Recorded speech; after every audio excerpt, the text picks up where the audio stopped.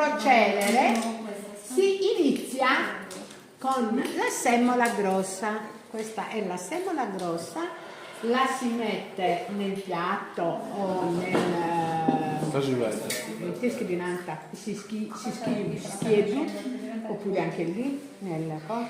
E si mette qualche goccia d'acqua, così si raggruma, no? Si raggruma e si inizia a formare, si iniziano a formare le palline, tipo couscous, va bene? Poi questa la si usa 3, 4, anche 5 volte. Dopodiché, raggiunta una certa consistenza, che sarebbe più o meno questa, si usa la semola normale, la semola fina, e si procede nello stesso modo.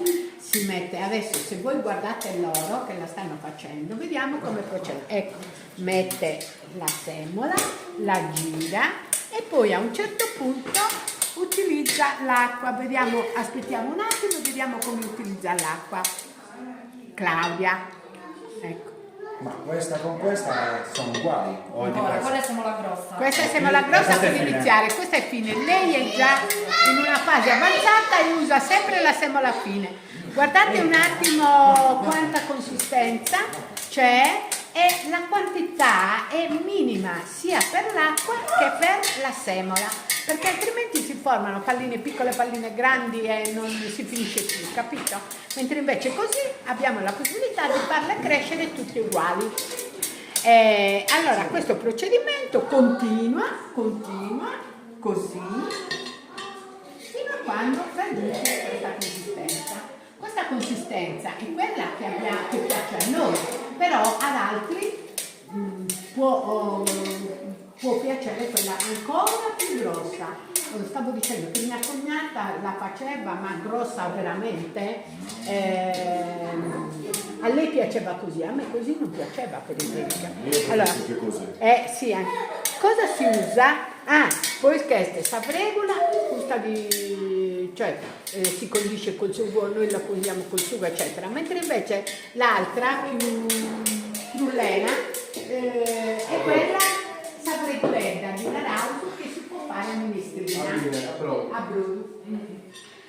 Noi la chiamiamo fregola stuvada, il piatto tipico francese, e la si faceva cuocere nel brodo di fecola e poi la si condiva col sugo di carne. È buonissima, buonissima. Oggi la propongono con tutto, la propongono con i funghi, la propongono. Ecco, una cosa che non ho detto, che qualcuno mi ha suggerito di dire, è che praticamente fai ausu savregola del lampazio. L'opazio è questa erba tipo di ettola selvatica che trovi nelle nostre campagne in primavera, buonissima, secondo me. L'avevamo fatta anche in una lavatrice scolastica. La fai tu? Quella che avevamo mangiata. Allora si fa il lampazio, si condisce con prezzemolo, cipolla, eccetera, eccetera. Poi si fa cuocere la fregola nel brodo sull'ampasto e la si mangia a minestra, e poi si può aggiungere quagliato, si può aggiungere formaggio, quello che si vuole per renderla più saporita. E questa quando si asciuga rimane di questo colore? Sì, perché la asciughiamo in forno. Quella nera perché asciugata allora anche questo aspetto l'abbiamo spiegato. Noi preferiamo non tostarla nel fuoco, farla asciugare all'aria, così la rendi migliore. Io sempre all'aria, non la faccio asciugare. Questa che sta facendo lei si mangia con, diciamo, non la minestrina. Questa minestrina. No, quella piccola Questa minestrina. Quella minestrina. Brodo.